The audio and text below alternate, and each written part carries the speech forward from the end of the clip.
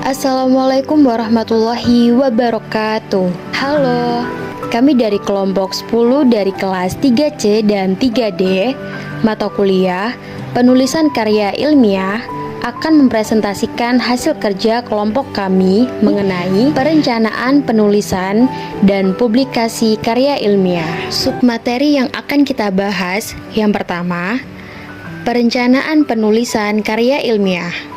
Yang kedua, publikasi karya ilmiah. Ketiga, menulis jurnal ilmiah. Dan yang keempat, presentasi karya ilmiah. Perencanaan penulisan karya ilmiah. Proses perencanaan.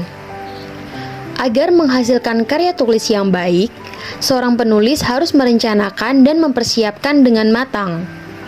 Perencanaan tersebut meliputi 4 hal. Yang pertama yaitu proses pemilihan topik, kedua, perumusan tujuan penulisan, ketiga, pengumpulan informasi dan data, lalu yang keempat, penyusunan naskah karya tulis ilmiah. Yang pertama, proses pemilihan topik. Pemilihan topik berkaitan dengan pemilihan apa yang akan menjadi pokok pembicaraan dan pembahasan dalam tulisan. Topik itu dapat diperoleh dari berbagai sumber, yakni pengalaman, pengamatan, pendapat, penalaran, bacaan, dan hayalan. Dalam memilih topik karya ilmiah, terdapat beberapa hal yang perlu dipertimbangkan. Yang pertama, topik yang akan dipilih sebaiknya menarik untuk dikaji. Kedua, topik yang akan dibahas tidak terlalu luas dan tidak terlalu sempit. Ketiga, topik yang dipilih sesuai dengan minat serta keahlian penulis. Empat, topik yang akan dikaji hendaknya memberikan kontribusi bagi ilmu pengetahuan atau yang berkaitan dengan profesi. Sebuah topik dianggap menarik untuk dikaji jika yang pertama merupakan masalah yang menjadi concern atau menyangkut persoalan bersama. Kedua, merupakan jalan keluar dari suatu persoalan yang sedang dihadapi. Ketiga, mengandung diskursus atau konflik pendapat. Keempat, isu yang dibahas merupakan isu kekinian.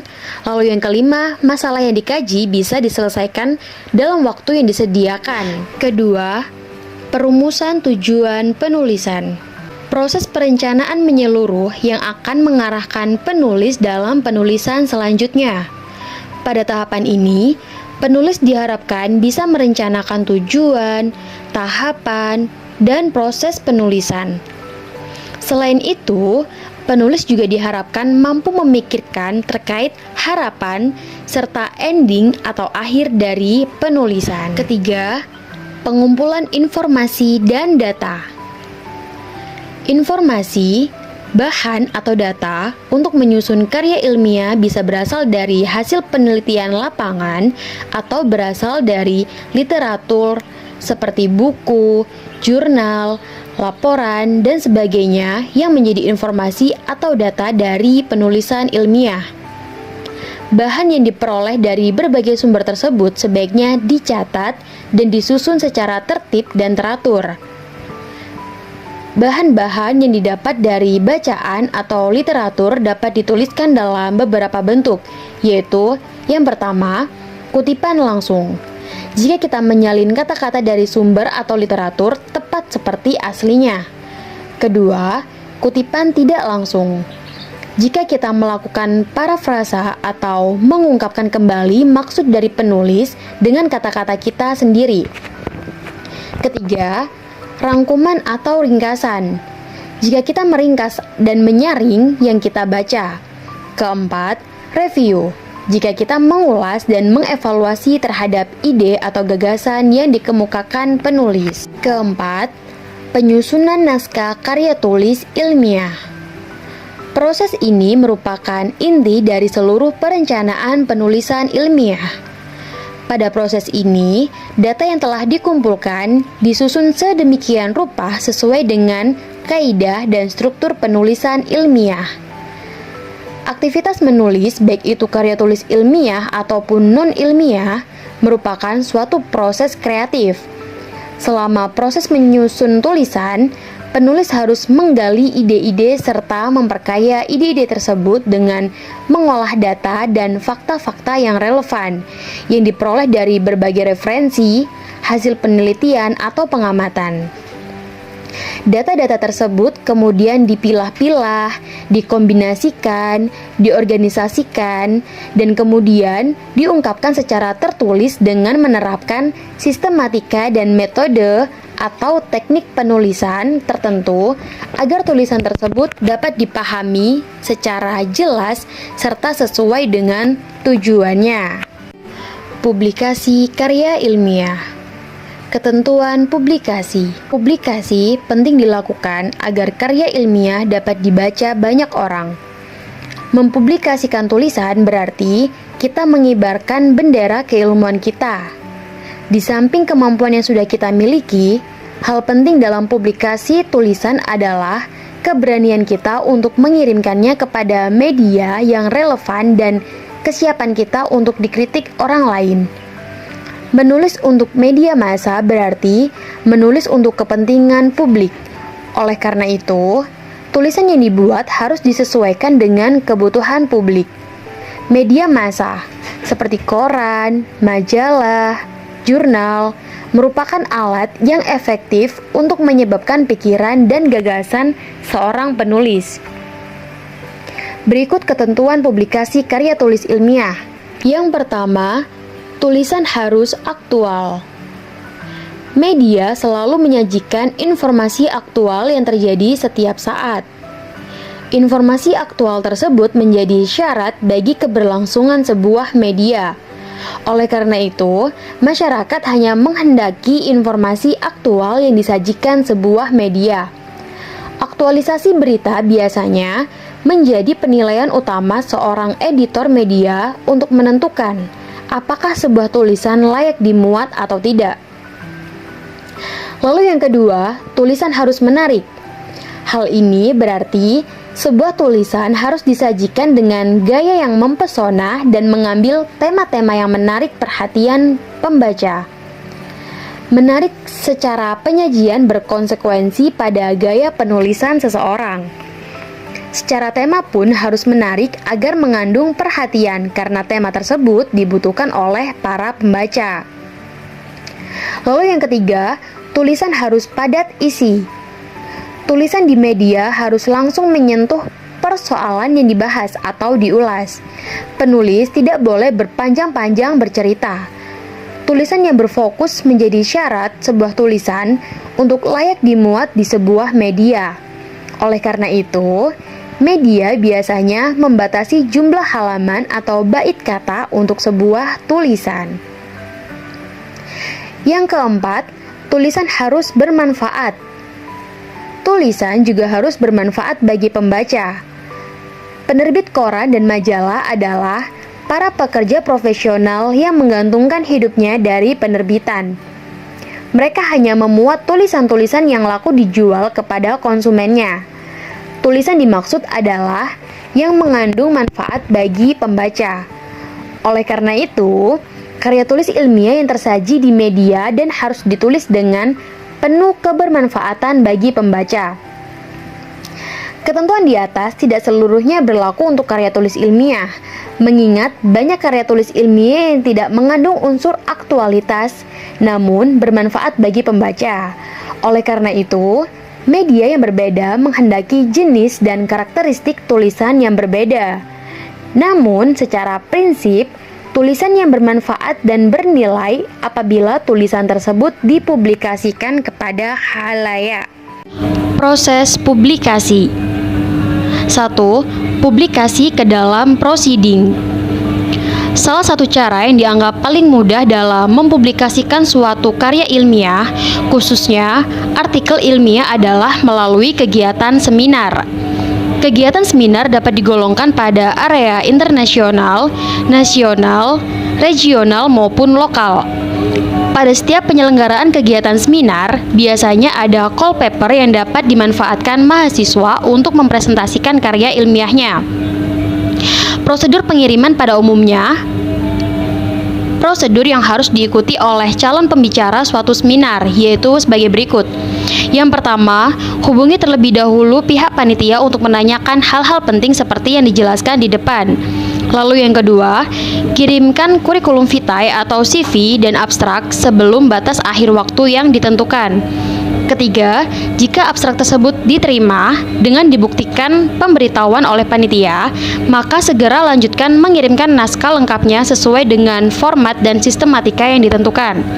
Lalu yang keempat, jika ada balikan dari pihak panitia, maka segera revisi tersebut sesuai saran atau catatan pihak panitia.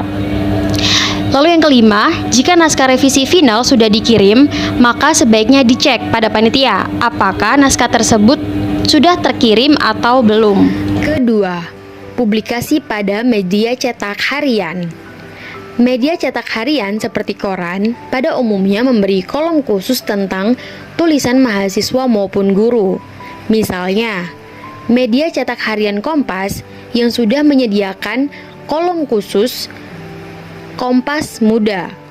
Tulisan tersebut biasanya berupa artikel ilmiah populer. Pada koran tertentu juga memuat resensi buku yang diterbitkan pada hari tertentu. Selain itu, para penulis tentu perlu memperhatikan syarat-syarat yang telah ditentukan oleh pihak redaksi. Syarat-syarat tersebut biasanya juga dijumpai pada kolom khusus yang memuat artikel yang dimaksud. Contoh syarat penulisan artikel pada penulisan artikel di Kompas. Yang pertama, memiliki tema yang aktual. Kedua, menggunakan referensi yang jelas. Ketiga, menggunakan bahasa yang jelas, sederhana, ringkas, dan runtut. Keempat, isi artikel mudah dimengerti. Selain itu, artikel yang dikirim di Kompas harus asli, belum pernah dimuat di media lain.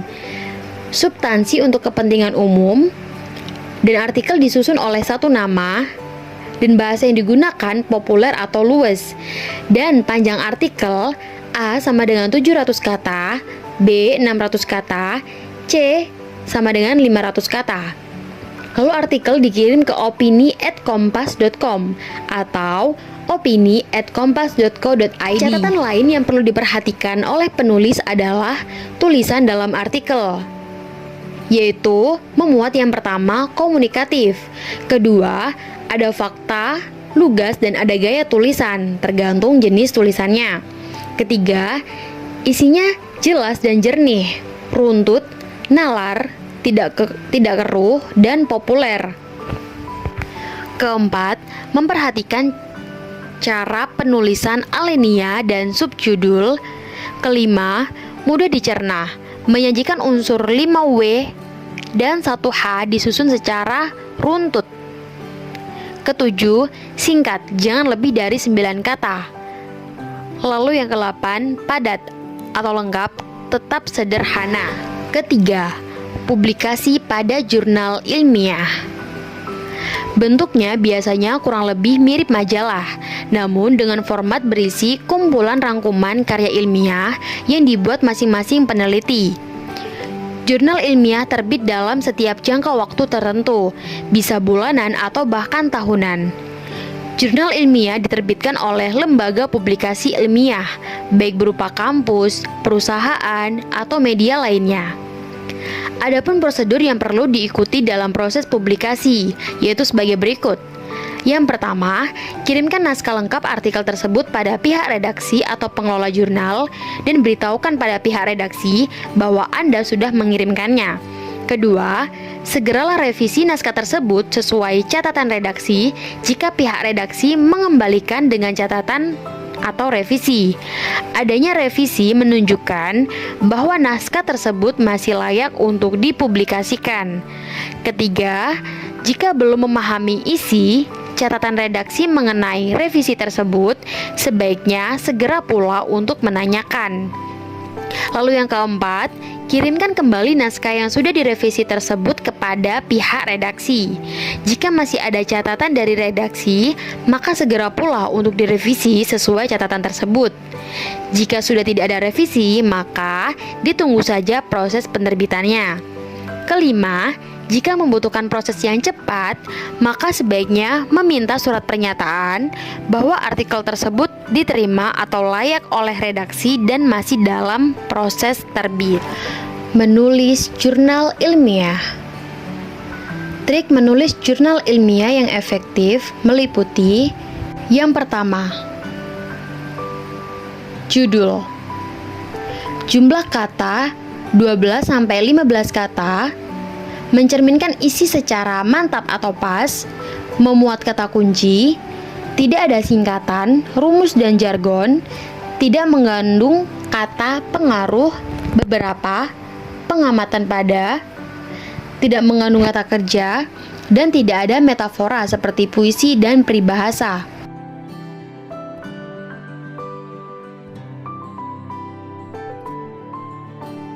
Kedua, penulis. Jika nama penulis lebih dari satu orang, urutan penulisan nama penulis sudah harus disepakati. Lalu penulis bertanggung jawab atas isi. Harus taat asas dalam menuliskan nama, khususnya mereka yang tidak memiliki nama keluarga. Jangan menyingkat nama belakang. Contoh yang tidak baik, Johara D. Lalu contoh yang baik, Johara Dwi. Penulisan nama dalam setiap jurnal harus konsisten, terutama untuk nama yang lebih dari 2 kata. Semua nama ditulis tanpa gelar. Ketiga, alamat. Tuliskan nama yang permanen atau alamat pos. Contoh, Program Studi Pendidikan Guru Sekolah Dasar Fakultas Ilmu Pendidikan Universitas Trunojoyo, Jalan Raya Telang, Bangkalan 69162. Untuk mahasiswa pasca sarjana, tuliskan nama perguruan tinggi, tempat studi, dan lembaga asal jika ada.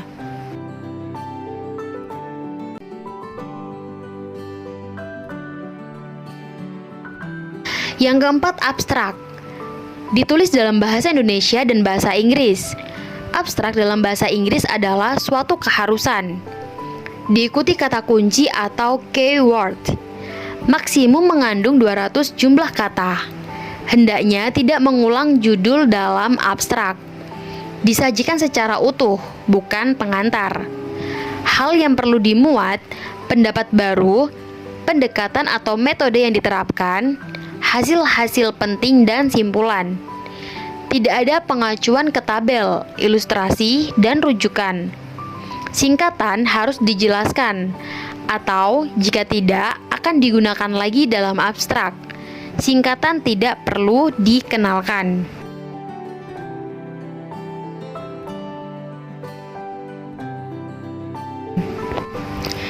5. Pendahuluan.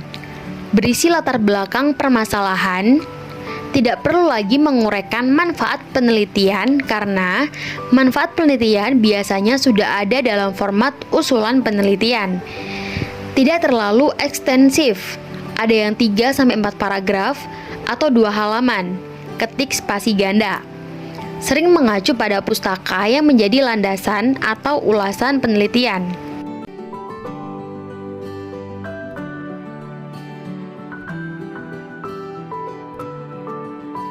Keenam, tinjauan pustaka. Tidak dituliskan sebagai bagian yang terpisah tetapi masuk dalam pendahuluan. Pustaka yang diacu harus ada dalam daftar pustaka. Acuan harus relevan, mutakhir, dan dari acuan primer atau hasil penelitian ilmiah, bukan pengertian sesuatu hal atau proses tertentu. Pernyataan umum tidak memerlukan pustaka rujukan.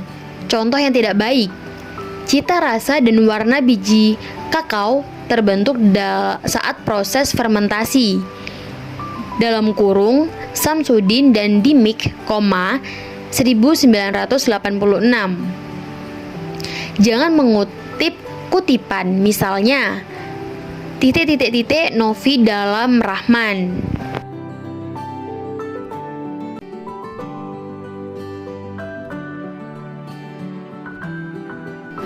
Ketujuh, metode penelitian. Tulis metode penelitian, bukan metodologi penelitian. Uraikan metode secara terperinci. Lalu, jika metode mengacu pada prosedur standar, tulis standarnya atau pustaka acuannya. Jangan mengacu pada prosedur praktikum. Jangan menggunakan bentuk kalimat perintah. Alat seperti gunting, gelas ukur, pensil, dan lain-lain tidak perlu ditulis, tetapi perincilah peralatan analitis, bahkan sampai tipenya. Gunakan satuan sistem internasional atau SI untuk kuantitas. Hanya boleh menggunakan singkatan yang sudah standar.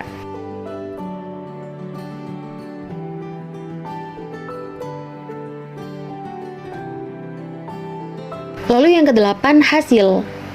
Sajikan secara bersistem. Lihat tujuan penelitian atau hipotesis. Gunakan hanya data yang terkait dengan tujuan. Tidak ada data yang ditampilkan berulang. Hasil didukung oleh olahan data dan ilustrasi yang baik. Beri nomor dan diacu dalam teks. Contoh, berdasarkan tabel 1. Jangan menarasikan angka dalam tabel atau ilustrasi, tetapi nyatakan dengan kalimat dalam paragraf yang berpenguatan temuan penelitian. 9. Pembahasan. Tidak mengulang hasil secara ekstensif, tidak sekedar menarasikan hasil. Tunjukkan hubungan yang ada di antara fakta-fakta selama pengamatan. Sudahkah hasil penelitian Anda diberi makna? Berikan kesan kecendikiaan peneliti, berargumentasi secara logis dalam menafsir dan berimplikasi. Kemas pendapat penulis dalam paragraf yang baik atau nyatakan juga keterbatasan temuan jika ada.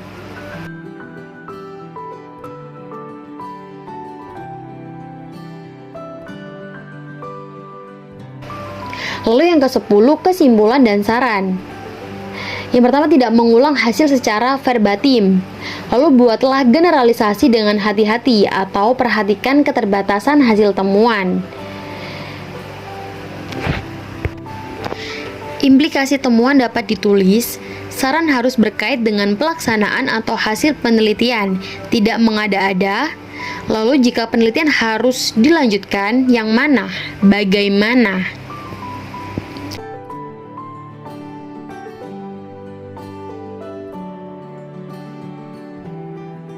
Sebelas, daftar pustaka. Daftar pustaka menggunakan sistem nama tahun. Perhatikan singkatan untuk nama jurnal. Contoh, PHYS titik sama dengan PHYSICS, Biol titik sama dengan BIOLOGY. Cermati mutu pustaka acuan atau keprimeran dan kemutakhiran. Kurang dari 80%. Sesuaikan dengan acuan di dalam teks. Periksa kelengkapan identitas artikel jurnal, yaitu volume, nomor halaman. Contoh, Eksakta 2.2 16 sampai 17, artinya jurnal Eksakta volume 2 halaman 16 sampai dengan 17. Periksa nama penerbit dan satu nama kota. Contoh, New York Academic Press.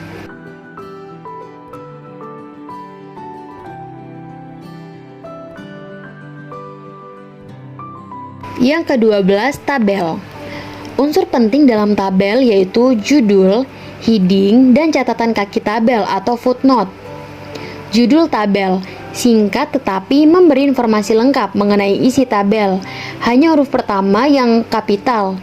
Dapat mencantumkan satuan, dapat mencantumkan pustaka sumber.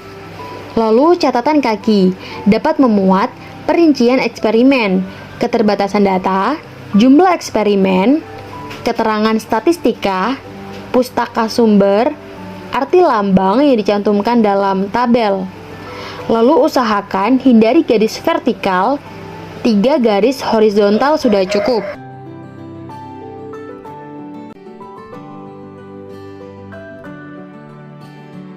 Presentasi karya ilmiah. Pertama, trik menambah percaya diri saat presentasi. 1. Biasakan berbicara secara ilmiah dengan teman dekat. Biasakan mengemukakan argumentasi sebuah topik penilaian atau rancangan penelitian Anda untuk dapat dikomentari teman dekat. Lalu yang kedua, biasakan mendekati teman yang belum dikenal untuk memperkenalkan diri. Latihan ini dimaksudkan untuk memupuk percaya diri terhadap kemampuan berbicara dengan orang lain. 3. Pakai jurus SKSD. Sok kenal, sok dekat. Biasakan menyapa teman satu angkatan, satu program studi, satu jurusan, satu fakultas, sampai seterusnya. Walaupun mereka tidak Anda kenal, tetapi potensial untuk Anda kenal akan membuat beban berkurang. Lalu yang keempat, sodorkan materi presentasi kepada teman untuk mendapat masukan dan perbaikan materi presentasi yang akan Anda tampilkan. Yang kelima, selanjutnya Anda perlu mengulang-ulang trik di atas sampai Anda mempunyai percaya diri yang tinggi. Teknik presentasi karya ilmiah. 1. Persiapan bahan presentasi. Dengan kemajuan teknologi, bahan presentasi dapat dikemas lebih menarik dan tidak membosankan. Salah satu contohnya, Anda dapat menggunakan bahan presentasi yang sederhana tetapi canggih menggunakan media PowerPoint. Berikut cara mengoperasikan PowerPoint untuk media presentasi karya tulis ilmiah. Yang pertama, menjalankan PowerPoint. Cara membuka aplikasi PowerPoint adalah klik menu Start, pilih All Program, lalu Microsoft Office, kemudian klik Microsoft PowerPoint. Lalu yang kedua, lingkungan kerja PowerPoint. Tampilan utama Microsoft PowerPoint dapat dilihat pada gambar berikut. Ketiga, membuat presentasi. Pilih menu Home, lalu tekan tombol New Slide, lalu pilih slide layout yang diinginkan, sehingga muncul seperti gambar berikut. Keempat, membuat slide design atau memilih tema. Langkah untuk membuat slide design adalah dengan memilih menu desain. Pilihlah tema yang simple, atau kalau bisa bermakna sesuai dengan tema presentasi. Penggunaan warna tema yang mencolok tidak dianjurkan. Berikut contoh tema PowerPoint yang simpel untuk dijadikan bahan presentasi karya tulis ilmiah. Kelima, tambahkan teks karya tulis ilmiah Anda pada slide presentasi dengan mengklik klik Add Title yang tertera pada gambar di tiap slide presentasi. Lalu yang keenam, untuk menambahkan slide presentasi, klik New Slide pada bagian kiri menu Home.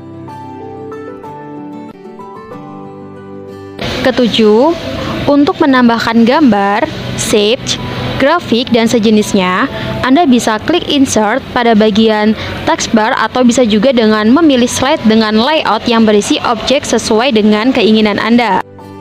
Kemudian, pilihlah icon objek yang ingin Anda tambahkan dengan mengklik icon tersebut. Lalu yang kedelapan, untuk menambahkan animasi, Anda bisa mengklik animation di bagian taskbar. Kemudian, pilihlah animasi yang Anda inginkan. Pada penggunaan media PowerPoint untuk karya tulis ilmiah, usahakan jangan terlalu banyak menggunakan animasi dan sound yang tidak perlu. 9. Untuk menambahkan transisi antar slide, Anda bisa mengklik Transition pada bagian taskbar. Kemudian, pilihlah transisi yang Anda inginkan. Yang ke-10, menampilkan PowerPoint. Cara menampilkan PowerPoint dapat digunakan menu slideshow. Ada 3 pilihan, yakni From Beginning, From Current Slide, Custom Slideshow. Berikut ini tampilan dari slideshow.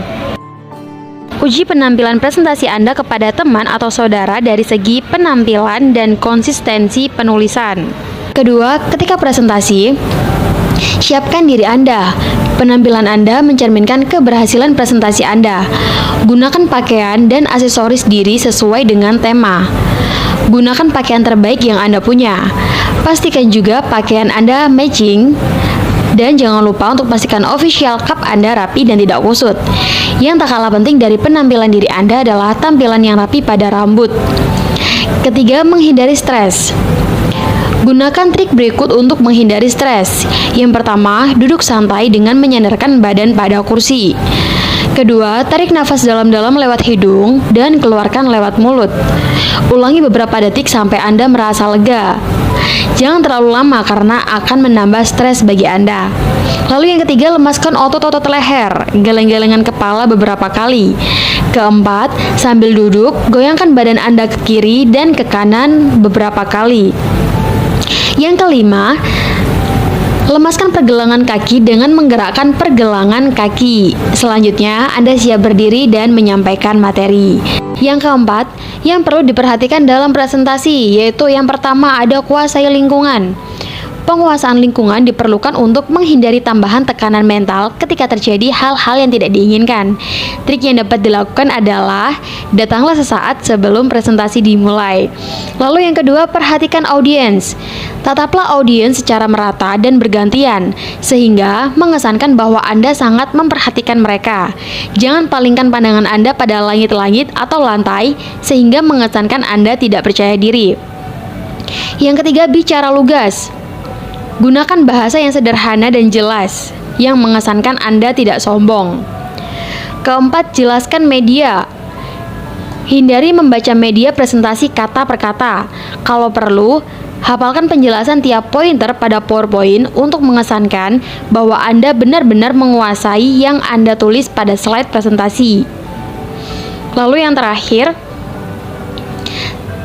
tarik perhatian audiens.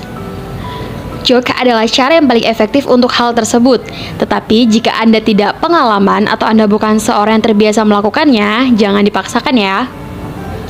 Yang kelima, hindari hal-hal berikut, yaitu yang pertama, hindari untuk menerima telepon pada saat presentasi. Disarankan mematikan HP atau menggunakan mode meeting. Kedua, menggunakan kata-kata yang tidak dimengerti audiens. Ketiga, memperhatikan slide presentasi di dinding proyektor sehingga Anda membelakangi audiens. Yang keempat, hindari untuk berbicara seperti orang menggumam yang sebenarnya Anda sendiri tidak yakin maksudnya. Jelaskan dengan bahasa sederhana dengan intonasi yang normal.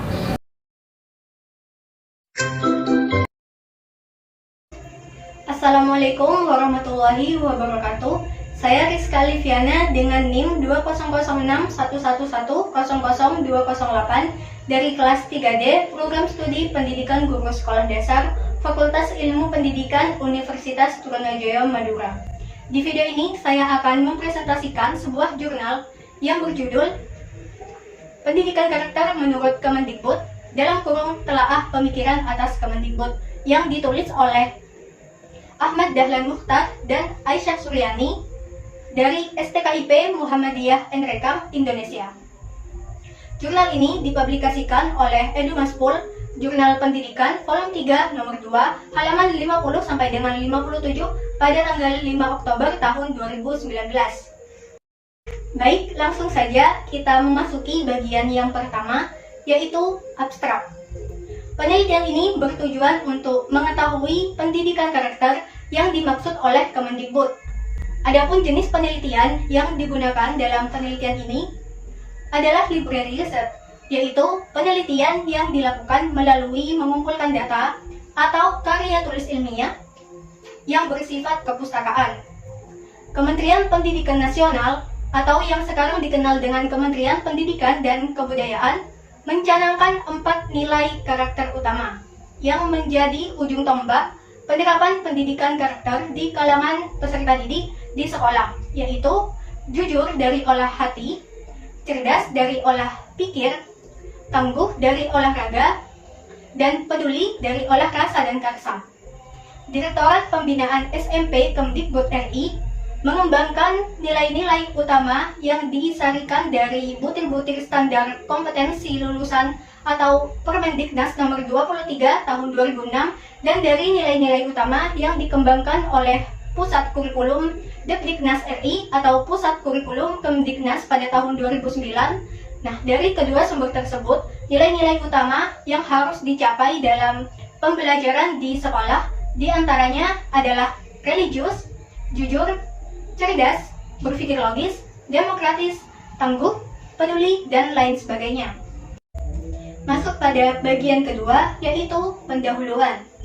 Eksistensi suatu bangsa sangat dibentuk oleh karakter yang dimiliki bangsa tersebut.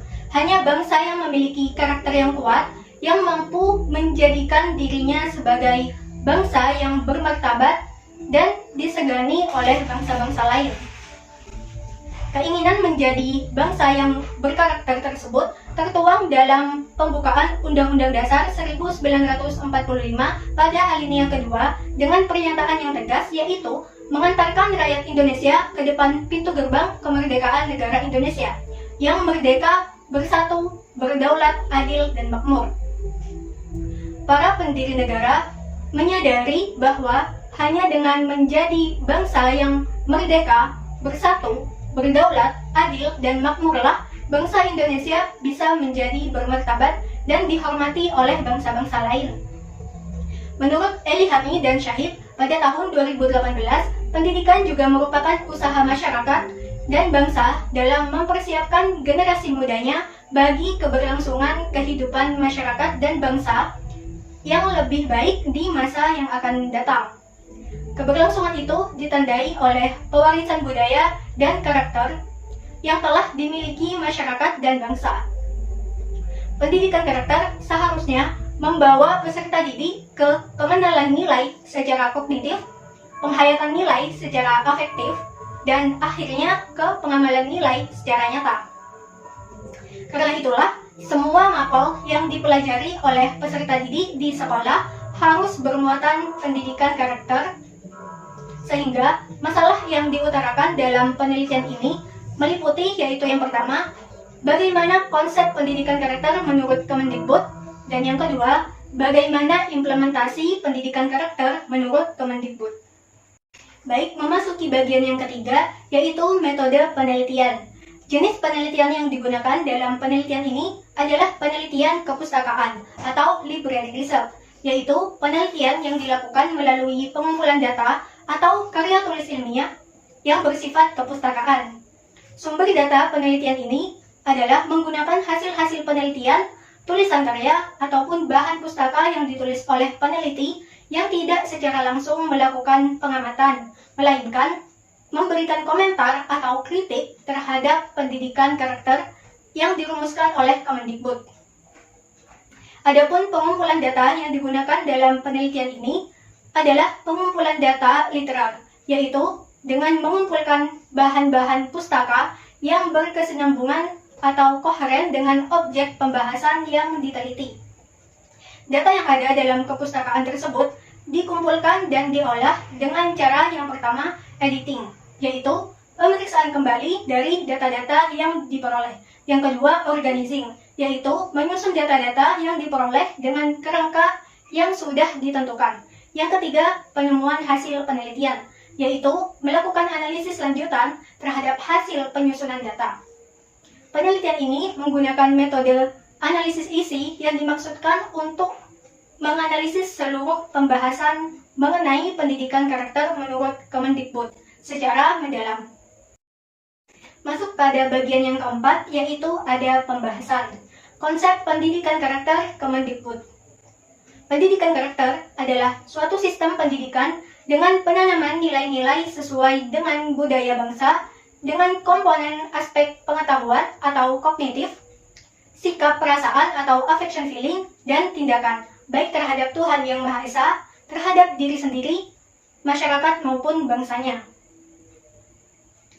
Dalam Kebijakan Nasional Pembangunan Karakter Bangsa tahun 2010 sampai dengan 2025 ditegaskan bahwa karakter merupakan hasil keterpaduan 4 bagian, yaitu olah hati, olah pikir, olah raga, serta olah rasa dan karsa. Nilai-nilai karakter yang dijiwai oleh sila-sila Pancasila pada masing-masing bagian tersebut dapat dikemukakan sebagai berikut. Yang pertama, karakter yang bersumber dari olah hati antara lain beriman dan bertakwa, jujur, amanah, adil, tertib, taat aturan, bertanggung jawab, berempati, berani mengambil resiko, pantang menyerah, rela berkorban, dan berjiwa patriotik. Yang kedua, karakter yang bersumber dari olah pikir antara lain cerdas, kritis, kreatif, inovatif, ingin tahu, produktif, berorientasi teks dan reflektif. Yang ketiga, karakter yang bersumber dari olahraga antara lain bersih, sehat, sportif, tangguh, andal, berdaya tahan, bersahabat, kooperatif, determinatif, kompetitif, ceria, dan gigih. Yang keempat, karakter yang bersumber dari olah rasa dan karsa antara lain kemanusiaan, saling menghargai, gotong royong, kebersamaan, ramah, hormat, toleran, nasionalis, peduli, mengutamakan kepentingan umum, cinta tanah air, bangga menggunakan bahasa dan produk Indonesia, dinamis, kerja keras, dan beretos kerja.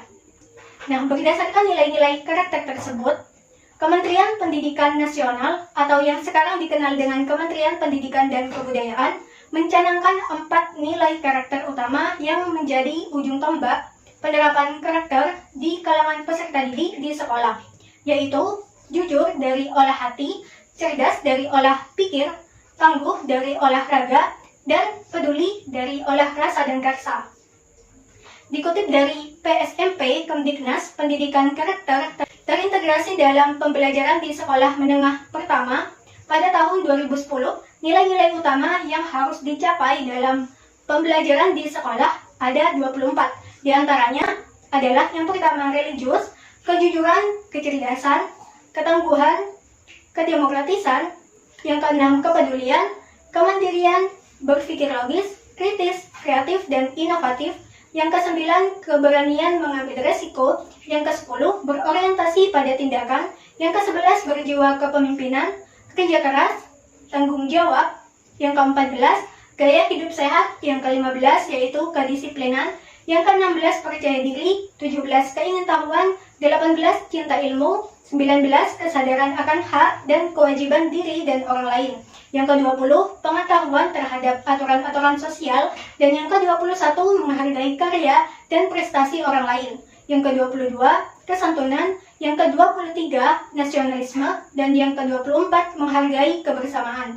Ke-24 nilai dasar karakter tersebut, guru dapat memilih nilai-nilai karakter tertentu untuk diterapkan pada peserta didik disesuaikan dengan muatan materi dari setiap mata pelajaran yang ada. Strategi implementasi pendidikan karakter. Strategi implementasi pendidikan karakter mencakup yang pertama, sosialisasi. Nah, tujuan sosialisasi adalah untuk membangun kesadaran yang solid tentang pentingnya pendidikan karakter pada seluruh ketenagaan pendidikan di jajaran dinas pendidikan di tiap-tiap provinsi dan kabupaten atau kota. Sosialisasi dioptimalkan melalui kegiatan olahraga, kegiatan seni, serta berbagai media-media sosial yang lain. Yang kedua, pengembangan regulasi. Regulasi di sini berarti merupakan bentuk penetapan status pendidikan karakter serta pengaturan fungsi dan peran peserta didik, pendidik, dan tenaga kependidikan dalam pelaksanaan pendidikan karakter di lingkup dinas pendidikan di tiap-tiap kabupaten atau kota. Bentuk regulasi yang diberlakukan berupa kebijakan-kebijakan, panduan, serta pedoman teknis, petunjuk pelaksanaan, maupun petunjuk teknis yang mensinkronkan antara kebijakan nasional dengan peraturan-peraturan daerah. Yang ketiga yaitu pengembangan kapasitas. Dikutip dari Mulyadi dan kawan-kawan pada tahun 2017, pengembangan kapasitas bertujuan untuk meningkatkan peran dan fungsi organisasi, sistem, dan perorangan dalam pelaksanaan penelitian dan pengembangan pendidikan karakter di lingkup dinas pendidikan di tiap-tiap kabupaten atau kota. Pengembangan kapasitas tersebut ditempuh dengan pelatihan, workshop, dan lain-lain. Yang keempat yaitu implementasi dan kerjasama. Tujuan dari strategi ini adalah untuk mensinergikan berbagai hal yang terkait dengan pelaksanaan pendidikan karakter, memelihara kesinambungan implementasi hasil pendidikan karakter, meminimalkan adanya tumpang tindih, serta untuk meningkatkan efektivitas dan efisiensi pelaksanaan pendidikan karakter antara pusat, provinsi, dan kabupaten atau kota. Yang kelima yaitu monitoring dan evaluasi. Strategi ini dilakukan untuk mengontrol dan mengendalikan pelaksanaan pendidikan karakter di lingkup dinas pendidikan di tiap-tiap kabupaten atau kota. Adapun tolak ukur untuk dasar penelitian keberhasilan pendidikan karakter adalah yang pertama, meningkatnya kesadaran akan pentingnya pendidikan karakter di lingkungan peserta didik, pendidik, dan tenaga kependidikan. Yang kedua yaitu meningkatnya kejujuran. Yang ketiga meningkatnya rasa tanggung jawab. Yang keempat meningkatnya kecerdasan peserta didik, pendidik dan tenaga kependidikan. Yang kelima yaitu meningkatnya kreativitas. Yang keenam meningkatnya kepedulian. Yang ketujuh meningkatnya kegotong royongan antara peserta didik, pendidik dan tenaga kependidikan. Yang kedelapan meningkatnya kebersihan, kesehatan dan kebugaran. Yang kesembilan yaitu jumlah satuan pendidikan formal dan non formal yang telah mengimplementasikan program pendidikan karakter menurut kabupaten atau kota dan provinsi. Yang ke-11 yaitu jumlah mata pelajaran atau kuliah yang telah mengintegrasikan pendidikan karakter di satuan pendidikan. Yang ke-12 yaitu jumlah satuan pendidikan yang menerapkan sistem penilaian yang memaksudkan komponen karakter. Yang 13 yaitu jumlah perpustakaan, taman bacaan atau sejenisnya yang mengaplikasikan pendidikan karakter. Yang ke-14 yaitu jumlah peserta didik yang telah memperoleh pembelajaran berkaitan dengan pendidikan karakter. Yang ke-15 yaitu meningkatnya perilaku santun yang mencerminkan etika hidup di dalam kehidupan masyarakat sehari-hari. Yang ke-16 yaitu menurunnya tingkat kenakalan remaja, dan yang terakhir yaitu meningkatnya ketertiban dan kedisiplinan. Pernyataan tersebut dikutip dari Direktorat Ketenagaan Direktorat Jenderal Pendidikan Tinggi Kementerian Nasional Kerangka Acuan Pendidikan Karakter tahun anggaran pada tahun 2010. Memasuki pada bagian yang kelima yaitu kesimpulan. Pada dasarnya, istilah pendidikan karakter ini berasal dari dua buah kata yang terpisah, yaitu pendidikan dan karakter. Pendidikan itu adalah suatu proses yang dilakukan secara sengaja dalam rangka menumbuhkan potensi-potensi peserta didik sebagai bekal hidupnya. Sedangkan karakter adalah watak, tabiat, akhlak, atau juga kepribadian seseorang yang terbentuk dari hasil internalisasi berbagai kebajikan yang diyakini dan mendasari cara pandang, berpikir, sikap, dan cara bertindak orang tersebut. Jadi, pendidikan karakter adalah suatu sistem pendidikan dengan penanaman nilai-nilai sesuai dengan budaya bangsa, dengan komponen aspek pengetahuan atau kognitif, sikap perasaan atau affection feeling, dan tindakan, baik terhadap Tuhan Yang Maha Esa, terhadap diri sendiri, masyarakat, maupun bangsanya. Dalam kebijakan nasional pembangunan karakter bangsa, tahun 2010 sampai dengan 2025 ditegaskan bahwa karakter merupakan hasil keterpaduan 4 bagian, yaitu olah hati, olah pikir, olahraga, serta olah rasa dan karsa. Dari 4 bagian tersebut, kemudian di dalam sekolah diturunkan menjadi 24 nilai dasar pendidikan karakter. Strategi implementasi pendidikan karakter mencakup yang pertama, sosialisasi, yang kedua, pengembangan regulasi, yang ketiga, pengembangan kapasitas, dan yang keempat, implementasi dan kerjasama, serta yang kelima, monitoring dan evaluasi. Nah, strategi tersebut dilaksanakan dengan prinsip komprehensif dan memfokus pada tugas, pokok, fungsi, dan sasaran masing-masing unit utama Kementerian Pendidikan Nasional. Selanjutnya, memasuki bagian yang terakhir, yaitu daftar pustaka. Referensi yang digunakan dalam jurnal ini adalah dokumen resmi, buku, serta jurnal-jurnal lainnya yang relevan dengan tema yang dibahas.